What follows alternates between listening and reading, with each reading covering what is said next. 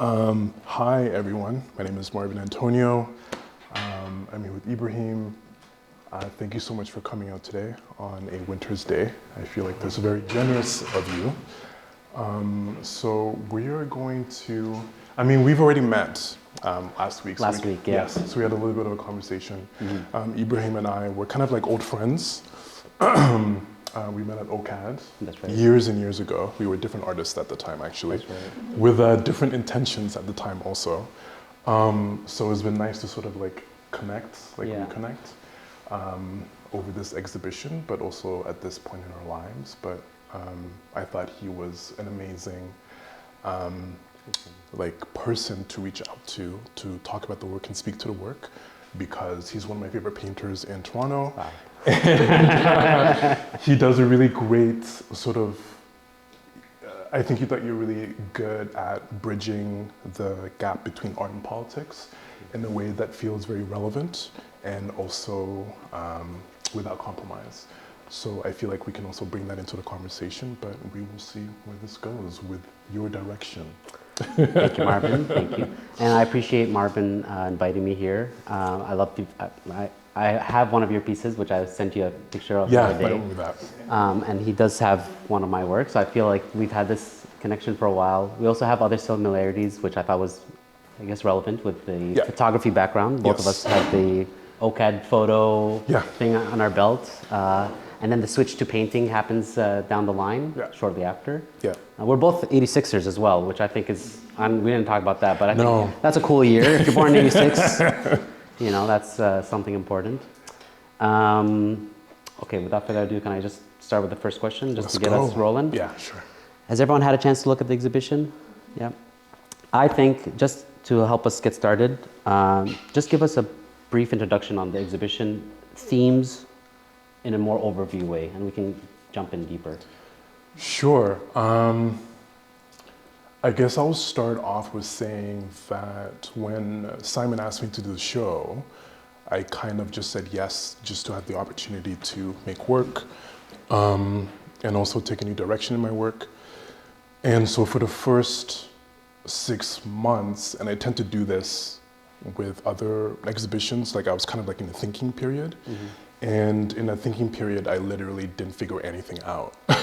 And I think it's also because I was very busy. I'm a nurse, but I'm also currently pursuing my Bachelor's of Science in Nursing with the goal of becoming a nurse practitioner. So at that time, it was really difficult for me to sort of like jump from like an academic space to a creative space or like an art space. So when push came to shove, in May of 2024, I started painting in my living room. I just started painting, working on 2 paintings, and those 2 paintings were these 2 paintings. So this yellow painting and this red painting. And as I was painting these works, I started to realize that I just kind of needed a space to like think. And the other day, I was watching this YouTube video, Tiny Desk video with Max Richter. And he said something really interesting where he was talking about music, and he described music as a place to think.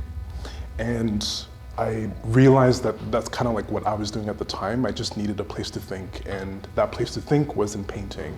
And as I continued to painting, and as these paintings started to take the form, I was like, oh, obviously I'm like thinking about what is happening like right now at that period of time, and also like through time. I think for me, I really needed a place to sort of like compartmentalize like the chaos that we've been like experiencing, like socially, culturally, emotionally, spiritually, all of the above. And I think I needed that because I was really struggling to find a space to do that outside of my intimate spaces. So it's very uncommon, let's say, in like the healthcare world or where I work on a surgical oncology unit. No one talks about politics. Like the conversation around politics is actually disregarded, or healthcare workers are sort of like encouraged to have a much more neutral position in terms of how they think about politics of social justice, which is ironic considering like what we do. So I was feeling a lot of like anxiety around that. And so painting was like a really great way for me to start kind of like letting those thoughts have a place to like live. And then as the work sort of like continued, I was like, okay, like I'm kind of building this critical love letter to Toronto, but also I'm also thinking about the world. So the paintings and then the condos enabled me to do that. Yeah. And just to go off the starting point of the two pieces, so you start them at home, but then you moved somewhere else to finish the rest of the work. Yeah, so I had a plan. My plan was, and I kind of needed to have a plan because if I didn't have a plan, I would probably sink. And it was the first time in a long time where I was like, I can't really think too much, and that's something that I tend to do. It's kind of part of my disposition, and I think like over-analyzing and over-criticizing the way that I work or what I'm doing can actually hold me back. And I think I was sort of like forced to kind of like change the way I was working, just to simply make, just to do, and just to really follow my instincts, because now that I'm thinking about it like retrospectively, the work was already there. I just kind of had to give it a form and I had to give it a voice. Right.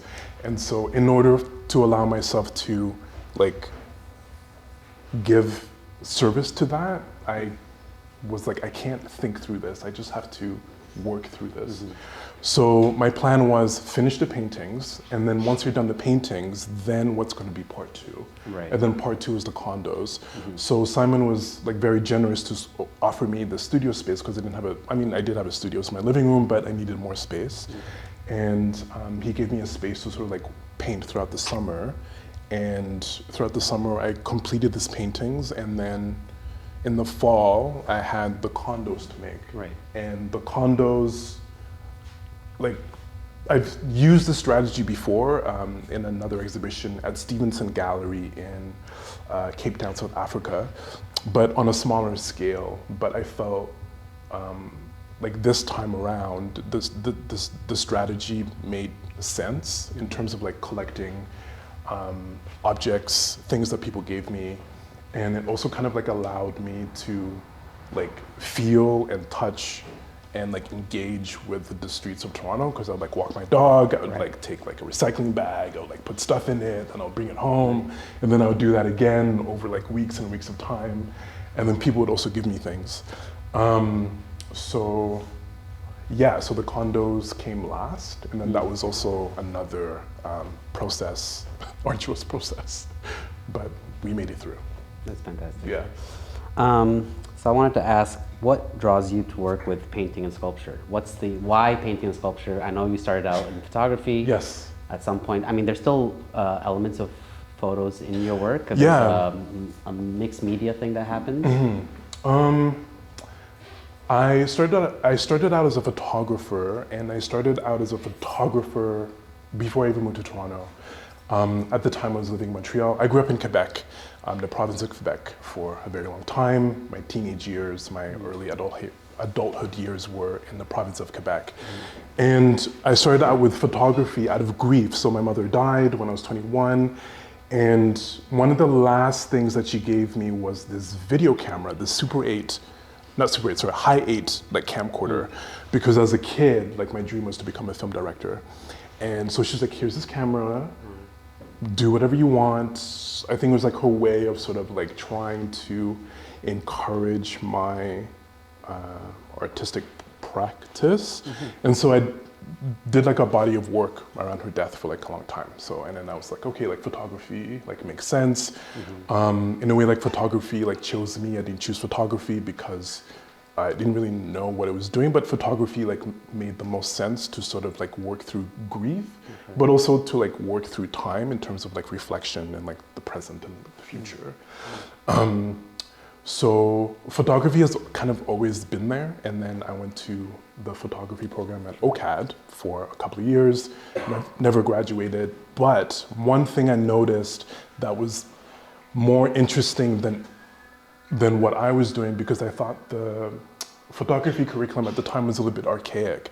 So there was a really strong focus on historical photography and the history of photography. And I kind of arrived there and I was like, I want to talk about like Wolfgang Tillman. So like, I want to talk about like people were kind of like pushing the boundaries of photography at the time, at least I believe so. But there was none of that. And then I found that in the sculpture department, the sculpture students were doing something that I thought was like really like liberating. So they weren't just talking about sculpture, they were talking about photos, performance, installation, like in a way where everything felt like expanded. And so I signed up for a couple of sculpture classes and I was like, okay, cool. But what it really gave me was a little bit more freedom, but also like to think about art like more conceptually, because I didn't really have an understanding of what art was like at all. And so that's where like my relationship with sculpture started, even though I wouldn't necessarily call myself a sculptor. Mostly because I have this sort of like anxiety around like numbers and like measurements and like getting things like right, because like numbers are not my forte. I've always struggled with mathematics. So I always thought like sculpture was not for me, because I think sculptures, or at least the ones that I think are really good, have a really great understanding of form, but also how those forms come together in like math and scale and a spatial sense, which I thought were skills that I was lacking. So anyway, after some time for my thesis at OCAD, I was like, I don't want to have a photography show. I want to do something else. So I started painting, and I started painting only because I think of painting kind of like an expanded sense of photography. And I painted, and then people were like, oh my God, like you paint? And I was like, yeah, I guess. And it kind of snowballed from there. But I think we've talked about this before. This is the first, I've been painting for a couple of years now, but this is the first time where I felt like I arrived as a painter. And I think I arrived as a painter because I wasn't like thinking through it, I was just doing. And this is the first time I felt like I've been able to really articulate a visual language. And I think articulating your visual language is a very hard thing to do, and it takes time. And once you like arrive there, you just know. You just like know that you've arrived at your visual language, because it starts to feel familiar. And then you have all these tools, and then you're not like struggling to figure out how to use these tools. They kind of like make sense. You know what I mean? It's kind of like when you have breakfast, you're like, you know that I need a plate and a fork and a spoon and a cup. You know what I'm saying? So I kind of had those tools, and I was like, okay, great. Now I can just bang them out. And I feel like that's kind of like not the best kind of like way to talk about the painting discourse, but I really just kind of like banged these paintings out.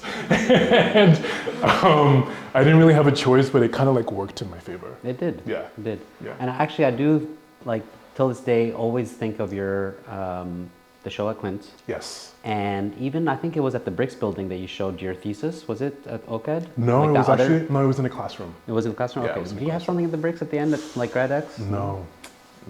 But the Clint show, always remember. Yes. The fence or the cage or the. Yeah. Yeah. Yeah. People talk about that show. That I think stuck with a lot. I don't know if anyone here remembers that show or been to it, but. Yeah, that was like 2016. Yeah. That was like my first solo show. And that was also kind of like another example of how I was kind of like, I need a show. Yeah. I need a show. I was just going to say, I think you had arrived then.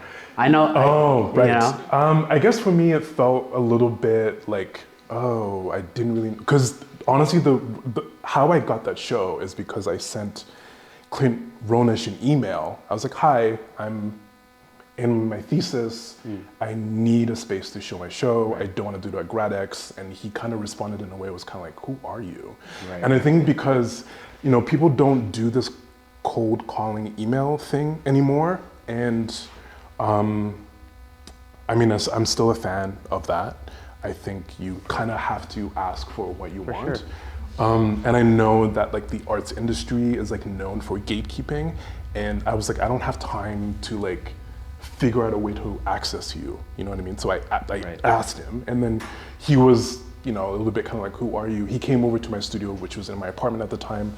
And then he was like, okay, great. Like he looked at some drawings, and then we did that. And then I did the thing where I thought about it for 6 months. Right. And then I was like, it's time to make it. But I think that show, even though you say that I arrived at that show, I think I was very hungry, and then I also kind of had a clear idea of what I wanted, and I think that's why the show was. It felt like confident, even though I was still a little bit naive and also like confused in terms of how things worked in our world. I mean, it looked great on my end, so we didn't know. As the viewer, we didn't know until now. Let me ask you about. I was going to ask you about material choice. Right.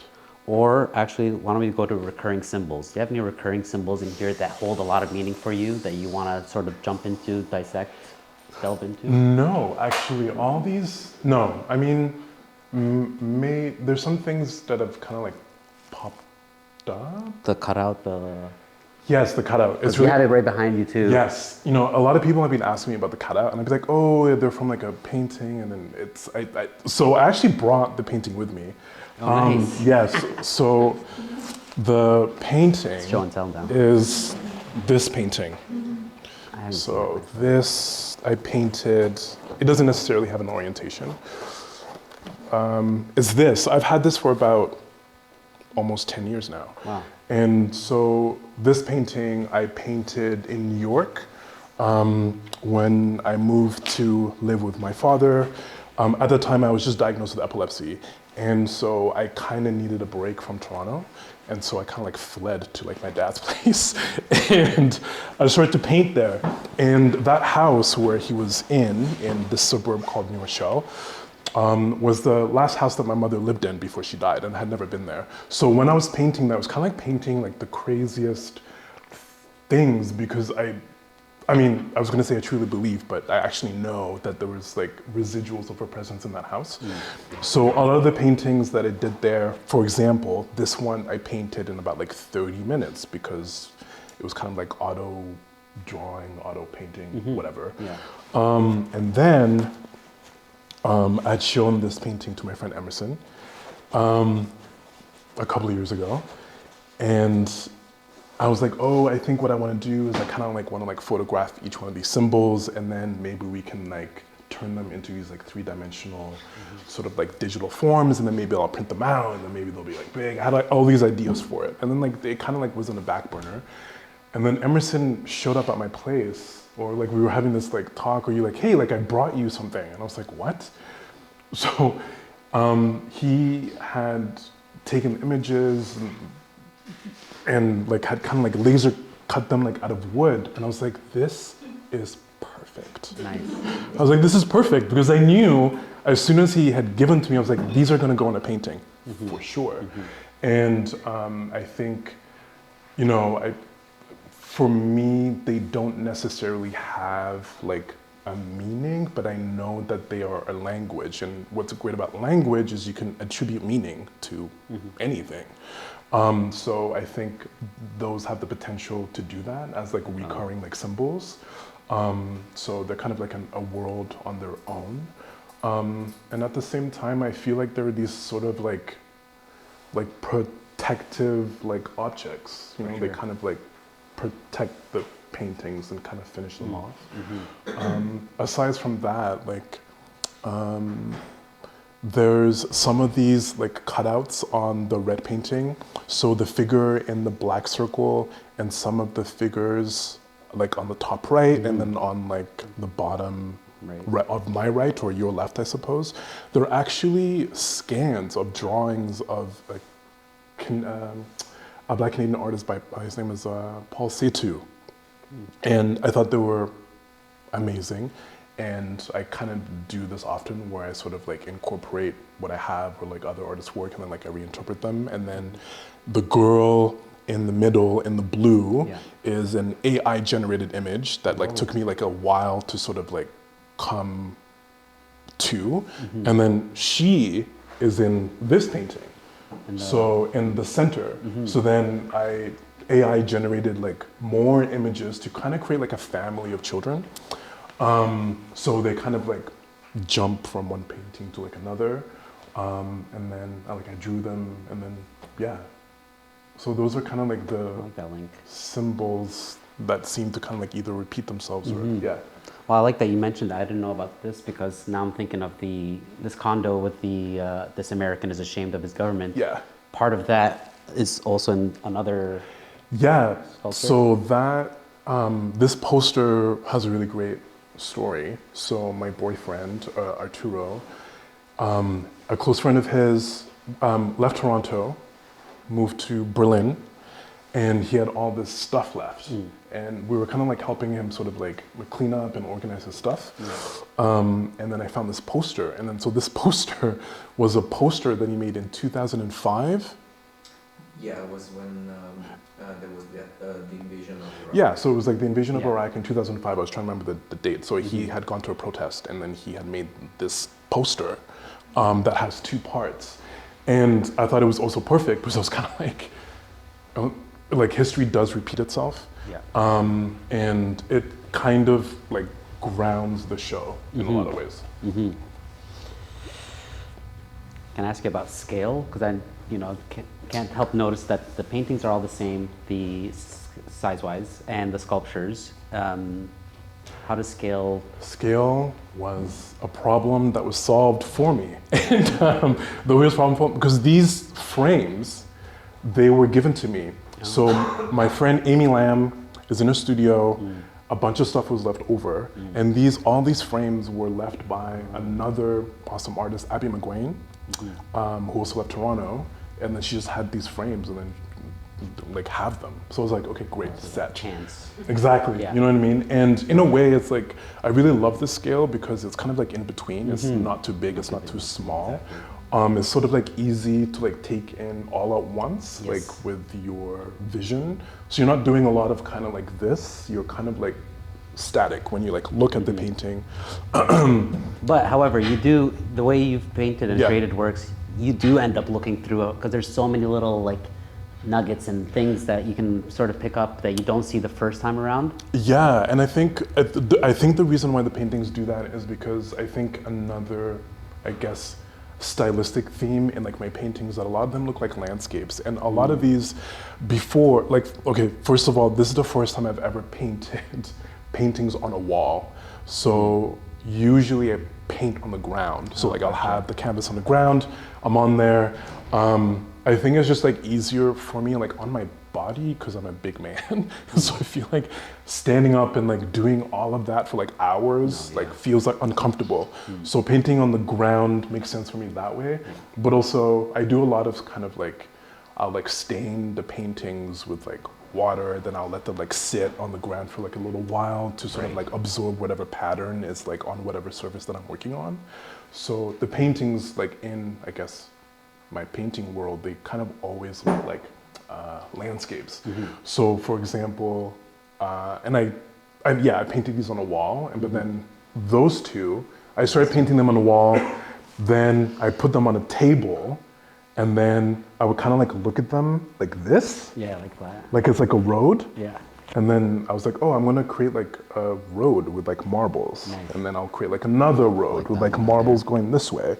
Then I'll put it back on the wall, and I'm like, okay, cool. And then even like with that one, I would paint it on the wall, I put it on the ground, and then that actually has another painting on it. So there was like a painting that was like unfinished, and I was like stressing the fuck out about it. Right. And I was like, do I really want to stress about this one last painting? No. So Was this the last one that you made from the yeah, paint? so I cut it up and then I put it on there because I couldn't really necessarily let it go, but it worked well with that one. Yeah. Yeah.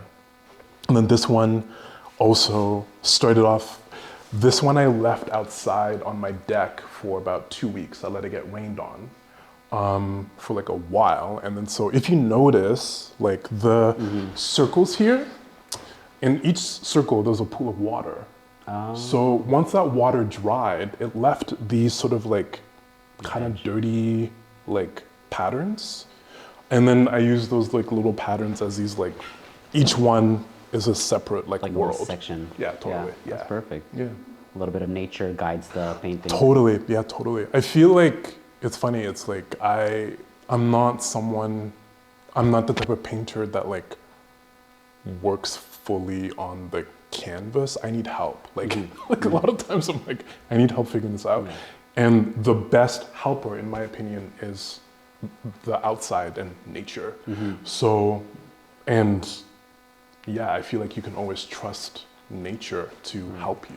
Right. And I think that's why I like working on the ground, because I'm like asking for that sort of like support as a starting point, and then I can move on from there. When we talked last week, you said this painting here, which is titled Ghosts? Yes. Ghosts. You already knew what you wanted to paint. Yeah, I mean, because I had these, like, as I mentioned, AI generated images. I have like 4 children and I was like, and I immediately knew, I was like, I know what this is. And then I also was like, I need like a space to like pray for all the children that have died. Like I just needed that. Right. And then so I kind of knew what that painting was going to be. So this one came very quickly. Yeah. And But the others don't have the same vision beforehand. No, yeah. Yeah, so that one came very quickly and naturally. Yeah. Wow. Let's see. How are we doing for time? Okay. Beauty. Good? Okay. What is the role of the artist engaging with the socio-political cultural issues? Oh, God. What is the role? I know I wouldn't want to be asked these questions. No, I mean, it is a good question. I mean, you have a big Palestinian flag right there, so it's yeah, it is a big question, and I think it's not hard for me to answer it. Actually, I think why it's a big question is because we've been asking the same question for a long time, and so we haven't really sort of like solidified like our position as artists in response to that question. I have a position that's very clear, but I think I don't know. I feel like I've been thinking about this, and I think about like the 20th century and how like there was an answer to that that question was being embodied and performed in the 20th century. Like artists were literally risking their lives, and I think a lot about the civil rights movement. But in that time, I also think about musicians during that era, who were using music quite literally as a way to like give voice to those issues at the time. I think what's happening, unfortunately, is that artists are generally becoming more afraid, and in response to that fear, obviously, is oppression. And I think as an artist, I value integrity and I value the truth. And I think part of my disposition is like, I don't like it when things are unclear or not articulate or aren't speaking to the truth. And so when I encounter moments like that, I'm kind of like, oh, like I feel very confused and I do not like that feeling. Right. And so in order to get over that feeling, I'm like, what is like actually going on? I think the relationship between artists, or to answer your question, I think was interesting, even though it seems that artists are more afraid. I'm kind of like, oh, I was thinking about this morning, I was like, oh, it's like, we actually need artists more than ever? Like, I truly believe that. And I'm like, oh, like we need artists like more than ever. And I think the reason why is because due to like living in an era where there's a lot of disinformation and people are like confused about the truth. And I think one of the roles of an artist, I believe, is to be a translator of reality. How do you translate like what is happening? And I think people need artists in order to do that. There are other tools and other forms, obviously, but I feel like artists we are in a very unique position to help people do that. And I feel like the more we do that, the more we can like clarify reality and also maintain the truth of like our current like time. And so with this show, I was kind of like already in that position anyway. And like, as I mentioned before, I kind of like jump from a space where I'm constantly engaging with, I'm not gonna say the real world, but I'm constantly engaging with people, with their own stories, but then I don't have the resources to conceptualize and speak to what they're going through. And a lot of the things that they're going through is like what's in these condos. It's like Toronto's getting more expensive, like people are getting more sick, things are like confusing, and like everything feels like chaotic. And so then how do I become a little bit more like people are going through that. I see that all the time. So it kind of like made sense for me to like make work like this, because like I live in that space, but also it's kind of like I think it's necessary for artists to like speak to the truth. Yeah. And you mentioned 20th century and musicians in particular. Your artist statement is lyrics from Marvin Gaye. Yes, the artist statement is lyrics Marvin Gaye's Inner City Blues, classic song. Everybody like, even if you hear the beat, you'd be able to kind of like hear it. And it's like really weird. It's like, I kind of had another title for the show that I won't share with you. No, this one was perfect. Because it was kind of like bad. And tell me later. yeah, and you know, but I've used songs in titles for my works like in before. But the Inner City Blues like felt like a ghost. Like I was kind of like, I'm listening to this in 2024, but it sounds very like relevant. He's like talking about taxes, sending people to war, and police are shooting. Yeah, like exactly. Inequity. Like he's talking about everything in this like one song, and I was like, this makes perfect sense because as we know, like history repeats itself. But it's interesting. So that was like what, 1970s? Yeah. I mean, that's like a long time. Yeah. It's a long time for a song to be relevant, and it's a long time for a song to be poignant. And yeah, it's like I like this approach where you can take the old and transform it in a way where it feels new. Yeah. I love that. I only noticed today that it was Marvin and Marvin. Okay, but that's not what I picked. I know. I thought about it. I wish there's an Ibrahim singer. You know what's really funny is like sometimes I think about that and I'm like, oh my god, that's so corny. Like Marvin. I was actually named after Marvin Gaye. So it was like kind of like it was like a lot. It's perfect though. There's like the personal. There's so many things connected. You only know this now. So but I'm like, I know it's not by you. No. But I mean Marvin Gaye. It's like, you know, he's a perfect example of someone who. It's interesting because, you know, he like grew up in a religious like space, which is household, and started making like secular music, and then started to speak about politics and social justice in the songs in a way where you can hear it on the radio. Right. You know what I mean? Like you could hear this song on the radio. You know what I'm saying? Like it's like wild to me that you can't hear artists talking on the radio. Right. In that same way. I mean, sure, we can see artists talking about on Instagram or social media, but that space is different because you kind of have to, in a way, you pick your content, and sometimes your content is actually picked for you. But you know, back in the day, it was like it was the norm to hear stuff like this. There's limitations. It was like the norm to hear this stuff on the radio. So yeah. I'm going to go in a different direction with one of my bonus questions here. Okay, yeah. Just for my own curiosity. So if you don't know, the title of the condo works are condo and then numbers. Yes. But the numbers is what I wanted, because it's not a sequential like 1, 2, 3, 4. No. So, if I remember, no. It's like 1984. 26. I don't remember the numbers off my heart. Yeah. I'm not good with numbers. Established. So the numbers. So, like I was looking up like the number of like registered condominiums in Toronto. Okay. There's something like, like 2,032. Something like that. So I was like, okay, I'm gonna pick numbers between 0 and that. Yeah. Just like haphazardly. Okay.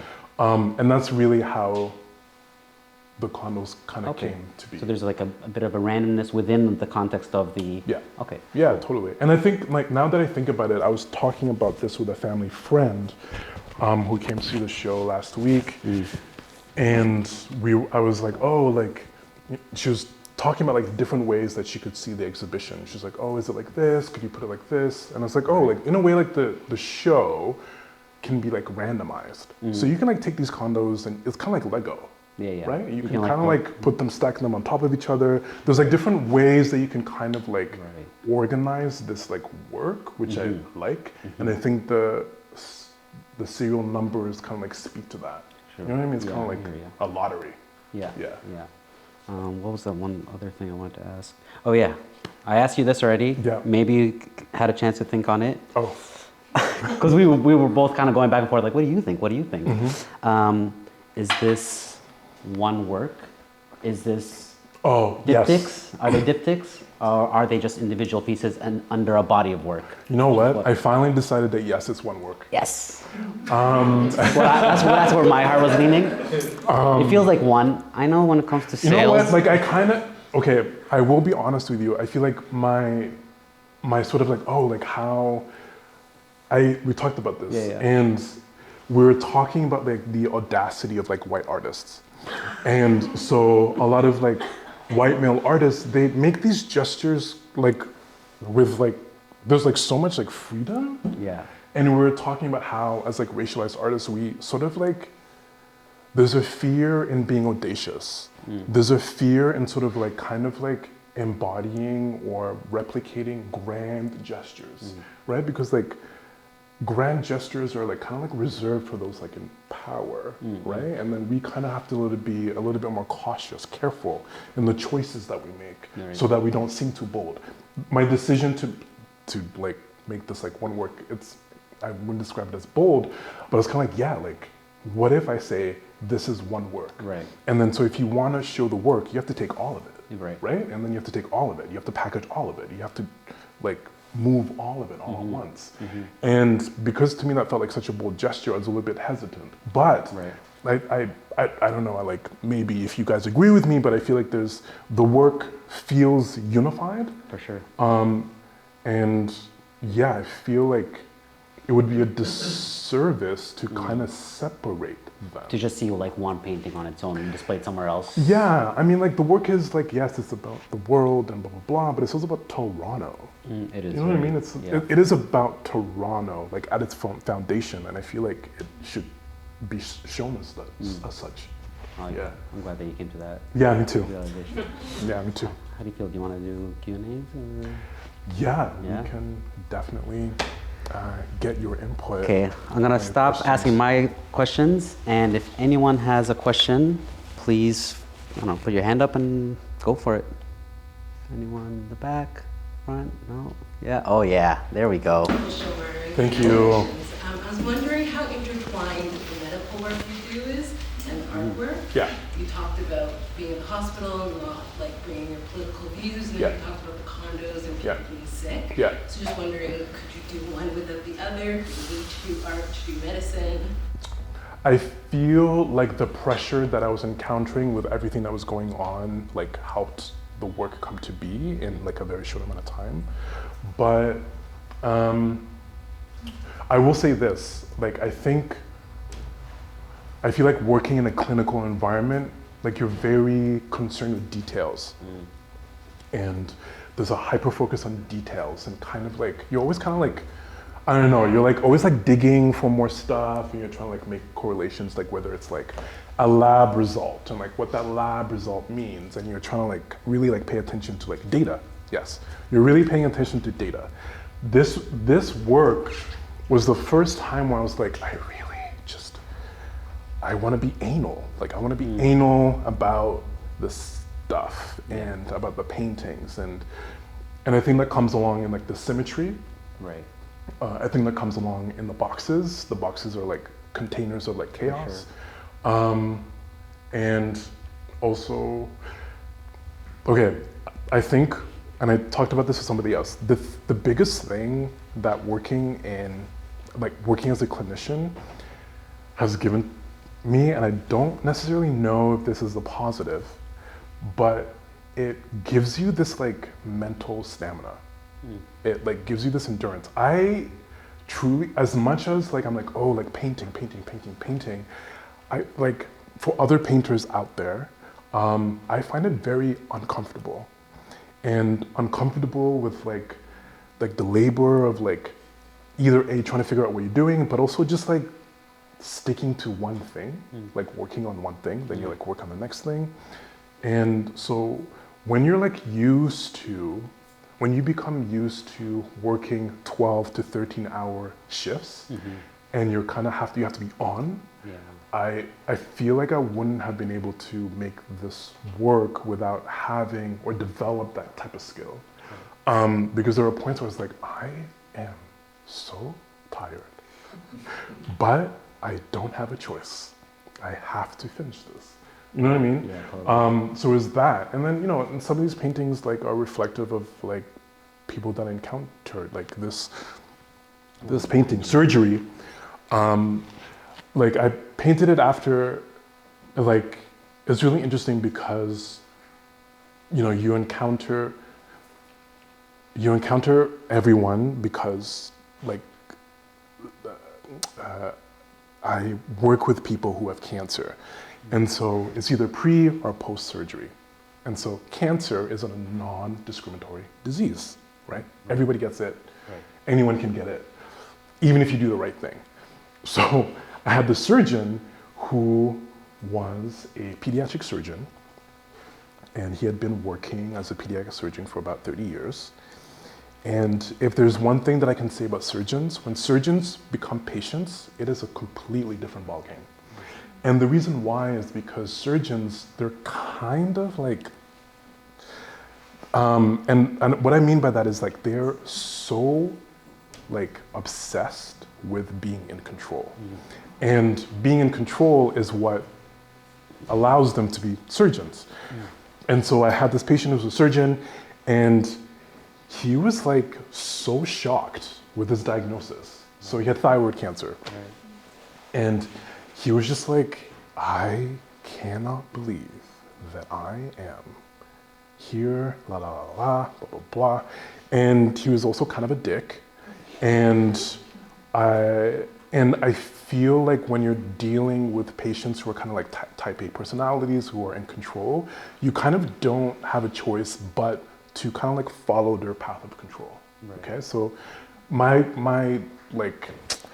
approach was with him was like, okay, cool, like you're a control freak, let's like work with that. Yeah. And I think that was like my entry point. And so once I entered, he was like, I remember when before I became a doctor, he was also religious. He had talked to a priest, and like the priest was like, I have this vision that you're gonna help people.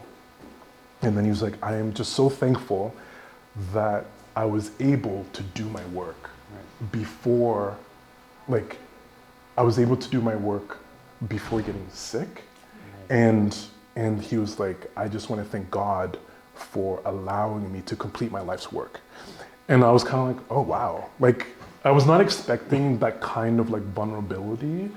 And there's something about that I just like took with me because there was something like very humbling about somebody giving thanks while they're ill, And I think like people do that when they get sick and they like reflect on their lives but it's rare to encounter someone who is grateful for being given like he embodied his role and he was able to do that. And so I thought about that. So surgery is about how illness or disease can kind of like pull your body and your soul like apart. And then what happens is like people try to put those pieces together and sometimes those pieces don't fit, right? Sometimes those pieces are gone or they're like mutated or abnormal, whatever. So I feel like that's one way that, being a nurse kind of like informs my practice to answer your question. Perfectly said. That was a good question. Anyone else? Questions? Don't be shy. We're recording it, but... Yeah, please. In terms of like gathering the objects for your condos, are there any like objects that you wish you could have fit in? Like I just love how they're both so random, but they all like in each individual condo, everything makes sense together, just by what you said, like the chaos. Do do you have any objects that you're like, damn, I wish I could have put that in, or I want to make another one? You know, it's really funny. When I walk the street, I'm like, ooh, I wish I had you. Yeah. I wish I would have met 2 you. months ago. But I mean, I will say, like, the condominiums, like, and the condominiums were like a group, like, effort. And so, like, my friends helped me. That's right. And then they came, my friends helped me, like, my boyfriend helped me, like, everyone was kind of like, it was like a community effort. Yeah. So, and what was great was that I allowed everyone that was like helping me to like make their own choices. Yeah. I was like, you do you. This is what we have. You do you, because I need this to be done tomorrow. But like, you know what I mean? But I mean, I do have objects that I'm like, I wish you were not in there. Like what? Maybe the Buddha sculpture. Maybe like there's some objects like that weird cockroach beetle, that fake plastic, like spaghetti. I would love that. The T-shirt, Stop the Precarious Job Market in Toronto T-shirt. That was like my gym shirt for like years. But I was like, it needs to be like elevated. Yeah, there's some stuff like, I mean, that, I was like, I could like frame that. No, yeah. I could frame that poster, you know? So there's, yeah, but mostly the paintings. There's some paintings that I'm like, I missed you. Because these two, like, you know, I was working them in my living room for so long, but yeah, there's a couple of things that I wish weren't in there, but I like let them go. Yeah. Nice. Yes. Question. Hey, Noor. You were talking about the sculptor having control over measurements and this mathematical approach. Yeah. And I'm looking at the condos, and they're, you know, they seem to be exactly the same size. And I see that sense of control, and then I see that, like, you know, everything is the same size in here. Yeah. So what informed the size of the like acrylic boxes? Yeah. And also, did they come first? Did the objects come first, or was it because it seems quite mathematical. It seems that like there's the two practices that are kind of like enabling two parts of your brain maybe, and you're able to come to terms with this mathematical side. Right. And then you know the painting. Right. So I guess two questions in one. Yes. So the condos, I was thinking, I mean, the condos, I was like, I want them to be taller than a human being, like a average size. Yeah. Sure, like one person. Yeah, I was like, I want them to have scale, you know, and I was like, I really wanted to go there. Yeah.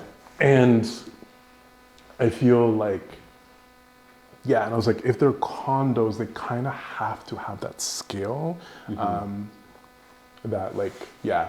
So that's one part. And then, so the condos came, and then the mathematical approach, I also needed help with that in terms of planning. So fabrication. So I spoke to a friend of mine, Peter Boyer, who is there, who was my professor at OCAD. He's also an amazing sculptor. He's someone that I kind of like speak to when I'm like, I need help figuring this out. So he would have me over for lunch, and we'd go over some drawings, and just having his support with like drawings and being like, okay, like if you want this, it probably has to be this big, blah, blah, blah. So there was that like support. And I feel like it's funny, even though I'm like, oh, like I'm not really good at math, it's like, I guess I enjoy, like, I don't enjoy the struggle of like working through like numbers, but I like using that approach. You know what I mean? And I think like going from the sort of like anal, rational, academic brain to like the other side I feel like is a good balance for me. Somebody was like, oh, like I find it so annoying that your show's so symmetrical. And I was like, rude. You know what? No, but I was kind of like, for me, I'd be like, sometimes there's works that look too linear. But I was like, I needed that to balance things out. And that's why it kind of has this like boom, boom, boom, boom, boom, Yes. boom, boom. So the condos, I had support in making those condos, and then the objects came later, and then we like closed them, and then they were done. Yeah, I feel like the condos, honestly, were the most difficult part of the work. Yeah. Good question. Any other questions, friends? Well, maybe that's a good place to end it. We have one more in the back. When I look at the paintings, I feel like I see a lot of like emotion and humanity, but then the condos seem like they're really cold and unsentimental. Is that like part of the balance that you like kinda. It's like I talk about, okay, when I talk about Toronto, I'm like, okay, like people are like walking on the street, they're kind of blank faced, but you can tell that they're holding so much tension. Like there's so much tension in Toronto. For sure. And what that gives you is kind of like this like cold front. But like I know, and we know that people are holding so much. You know what I'm saying? Totally. And so I feel like I was trying to kind of like speak to that, but also the kind of like the irony of that, and like the way that it kind of like split things. You kind of have this very like industrial urban environment, but you know, like then you have like its residents who are like trying to survive and holding so much tension, and you know what I mean, and sort of like the dichotomy of that. Yeah, so the paintings kind of like allowed me to like speak to those kind of like emotions, and then the condos like balance that out in a way. Totally. The balance between the paintings and the sculptures are yeah, they're perfect. Yeah. Yeah. That's a good question. Cool. Want to wrap up? Well, Perfect. Thank you. Good job, Marvin.